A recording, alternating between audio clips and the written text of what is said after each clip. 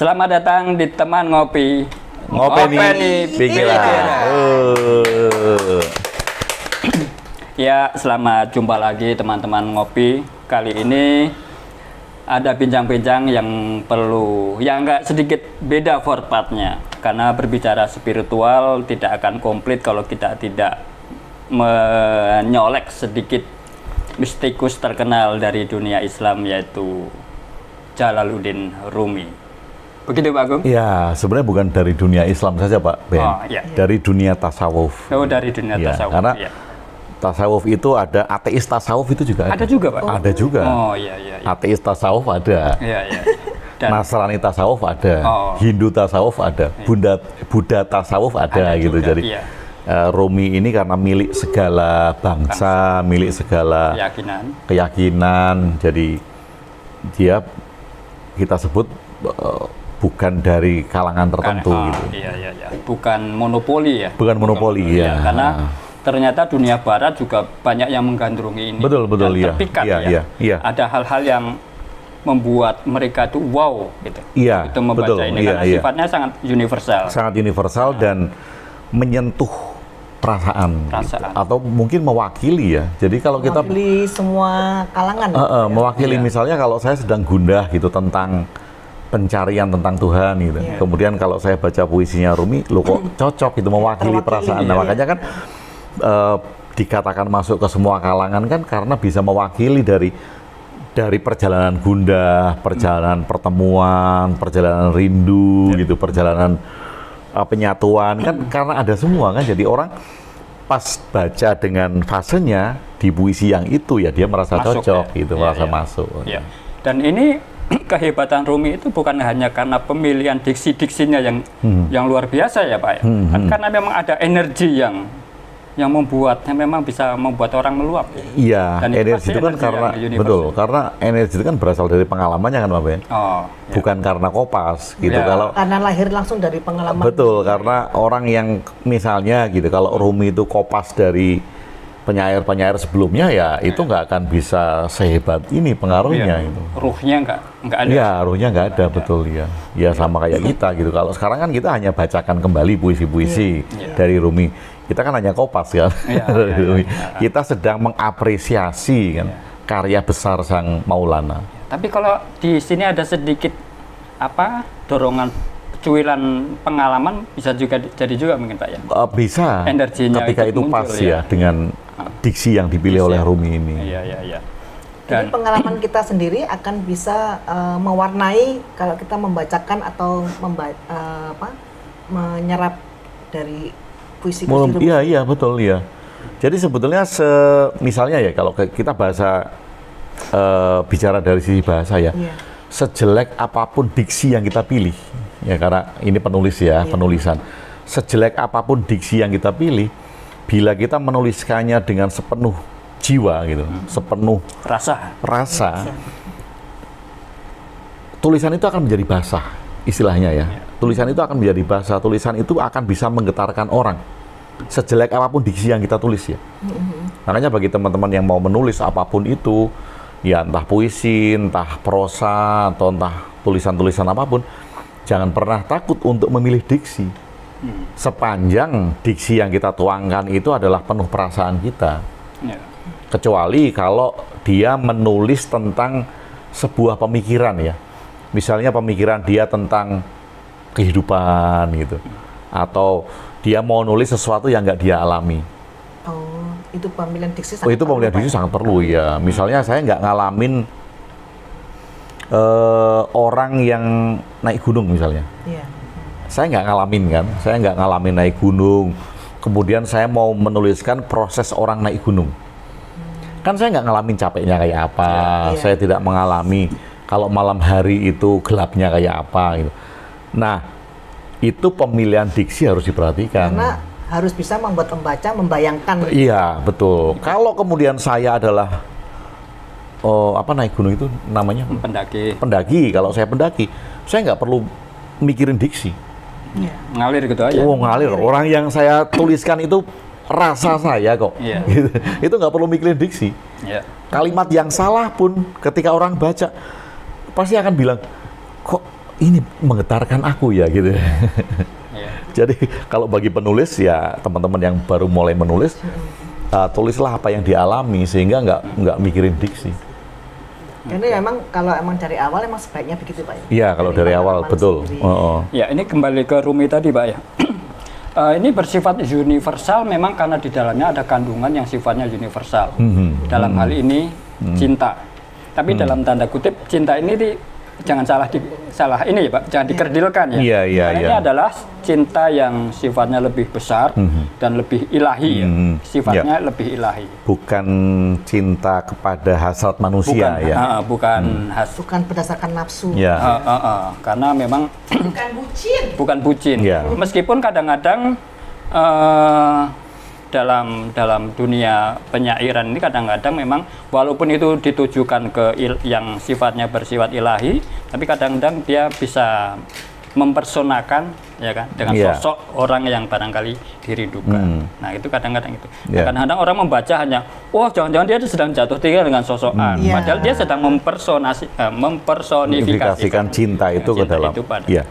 Makanya di dalam beberapa literasi kan menyebut bahwa cintanya Rumi itu bukan falling in love. Gitu. Bukan falling in love. Ya, kalau falling in love kan dia jatuh kan. Jatuh cinta itu kan pasti terjerembab kan. Yang namanya jatuh gitu kan. Tapi di dalam beberapa literasi yang membahas Rumi, penelitian yang membahas Rumi, dia menyebutkan cintanya Rumi itu wake up in love. Bangun di dalam cinta. Sehingga ketika dia mencintai itu dia bangun, bukan jatuh. Ya, yang membedakan itu kan itu kalau cinta sesama manusia kan bisa fall in kan, bisa jatuh kan. Jatuh dan tertidur ya. Jatuh dan semuanya bisa dikorbankan. Nah, bucin itu baru itu. Nah, bucin jatuh, semuanya dikorbanin. Kenapa waktu bahas bucin kok kita noleh ke Evi ya, Pak? Iya. Padahal nggak ada di sini ya? Karena temennya Evi banyak yang bukan Evinya, temennya Evi itu banyak. Jatuh cinta. Belum. Lagi. Karena apa? Karena kemanapun kan bisa dilakukan kalau fall in itu. Iya. Mau jarak yang jauh pun, mau naik kereta ekonomi juga bisa. Wah, kan. Jarak tidak menjadi halangan. Bukan menjadi halangan, Pak Ben. Cintaku menembus segala batas. Antar kota juga dikejar. Wah, iya. Naik kereta ekonomi. Nah, ini kembali Rumi itu. Cintanya itu menerobos, menghancurkan batasan-batasan. Ada contoh Pak Ben? Bisa dibacain? Kayaknya Bunda yang hafal nih.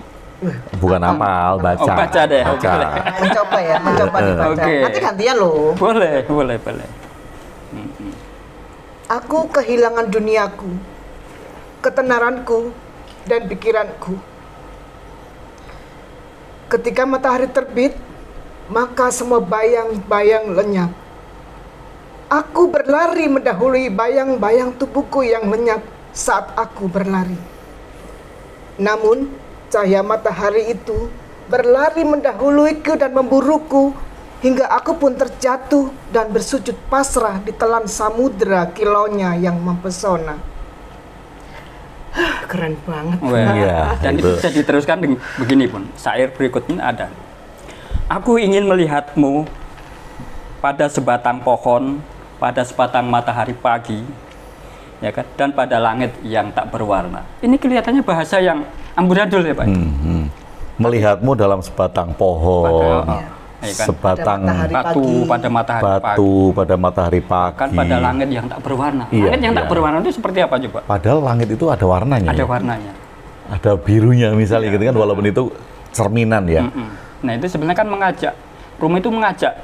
Kalau kita memberikan warna berarti ada sebuah batasan. Nah, ini melampaui batasan, Pak. Tanpa warna itu sudah melampaui batasan. Betul. Dan kali itu ya.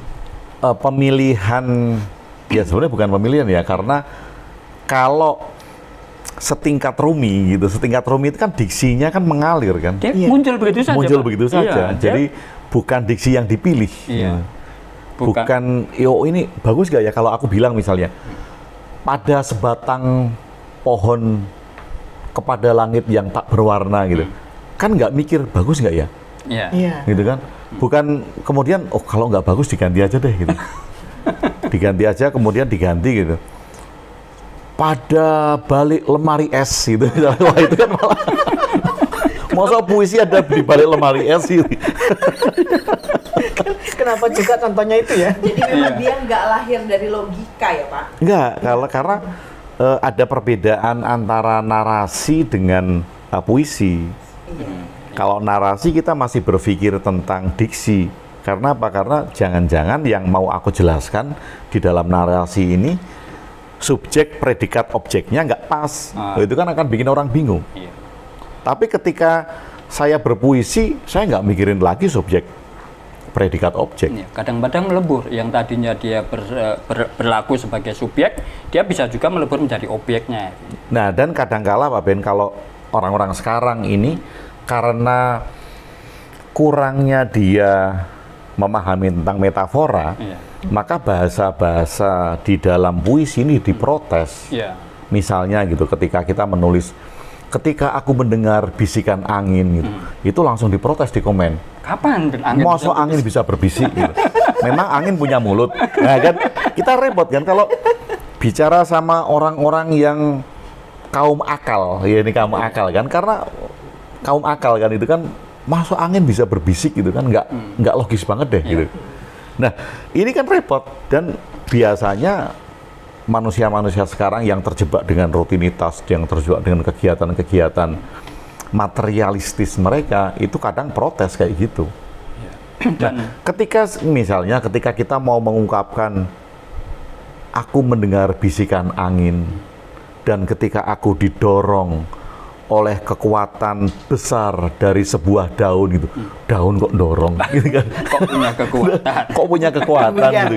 Buyar semua puisinya. Nah, padahal kan ketika diksi itu keluar begitu saja, mewakilkan pada angin, mewakilkan pada daun, ada satu perasaan yang ingin kita ungkapkan kan dengan itu kan, bukan berarti harafiah artinya apa kan, nggak gitu kan kalau kita mau memahami puisi gitu. Dan itu gini Pak, ada kadang-kadang kita harus menerima juga kan, karena orang-orang yang seperti itu dia akan menilai kita sebagai seorang yang lebih amat sih. Iya, gitu. Iya, dan lebih memang dan terlihat lebih ya. Terlihat lebih, iya. Karena dia hanya melihat luarnya saja. Dia tidak mencoba untuk ikut masuk meresapi apa yang terjadi di dalamnya kan. Ya, dan ini ada lagi Pak Ben. Bunda, ini ada yang ini sebenarnya puisi yang menjadi disukai oleh banyak orang itu di bagian penggalan ini. Ini juga kalau kemudian kaum akal itu memprotes, dia pasti akan banyak yang diprotes dari penggalan puisi ini. Ini puisinya berbunyi demikian. Sekian lama aku berteriak memanggil namamu sambil terus-menerus mengetuk pintu rumahmu. Ketika pintu itu terbuka, aku pun terhenyak dan mulai menyadari sesungguhnya selama ini aku telah mengetuk dari dalam rumahku sendiri. Jadi dia mengetuk. Ini kan keren kan, kalau orang kaum akal dia tanya, emang punya pintu? Rumahnya di mana? Kan gitu kan. Kan celaka kita kalau ngomong sama orang-orang seperti itu. Jadi yang kita bicarakan kan puisi. Misal kalau saya baca puisi ini, orang yang lihat video-video saya tentang realistis logis juga akan protes kan? Iya. Pak Agung bicara tentang hal-hal logis, kok sekarang bicara tentang pintu rumahnya yang apa, pintu rumahmu dengan M besar gitu kan? Apa itu? Iya kan? Loh, emang Pak Agung yakin kalau mu itu punya pintu, punya rumah gitu kan? Alamatnya di mana? Ini kan kadangkala kita tidak bisa menempatkan diri kan, tidak bisa menempatkan diri ketika kita mau memandang sesuatu. Nah, kalau kita tadi bicara tentang main yang kita pegang kebenaran absolut itu, bahwa sebuah logisme, hal-hal yang kita logikakan dan kita pandang sebagai realistis, itu kan juga bukan kebenaran absolut. Nah, kalau kita bicara tentang perasaan yang diwakili oleh puisi, itu kan bukan kebenaran absolut. Kebenaran subjektif ya, tetapi kan setidaknya kan kita mengungkapkan satu perasaan yang meluap dengan puisi-puisi itu. Jadi kalau orang menyadari bahwa itu memang subjektif yang membuat, ya sebenarnya nggak perlu ini juga Pak ya, nggak perlu protes ini kenapa begini. Iya, karena apa? Karena menikmati puisi ini kan, yang kita nikmati kan rasanya, rasa pada saat kita membaca itu. Iya. Bukan langsung diterjemahkan kalimat per kalimat, Iya, kata per kata, tidak. Iya, Dinikmati saja. Iya. Iya. Dan kadang-kadang dalam bahasa puisi itu kan bulat, ya kan? Seperti dalam salah satu puisinya Rumi itu mengatakan begini, karena dengan cinta segalanya menjadi ada, ya kan? Tapi hanya dengan cinta juga segala ketiadaan terasa nampak ada. Ini kan bolak-balik, Pak. Iya. Ya kan bulat ini kan Iya. kelihatan. Yang tadi bilangnya yang segala yang tadinya tiada menjadi ada. Ya kan? Tapi di balik kalimat berikutnya adalah dengan cinta pula ketiadaan itu nampak seolah-olah menjadi ada. Jadi Ya, paradoks ya. paradoks sekali. Nah, kalau kaum akal tadi membaca itu akan bilang ini absurd banget. Iya. Ya kan? Nggak jelas. Nggak jelas kan? Yang jelas aja deh. Ya. Maksa dia. Iya. Kamu itu pengen ada atau tidak? Iya. Ya kan Kalau gitu ada kan? ya bilang ada, kalau enggak Nah, ya kalau ada. ada ya bilang ada, kalau enggak ya bilang enggak gitu kan.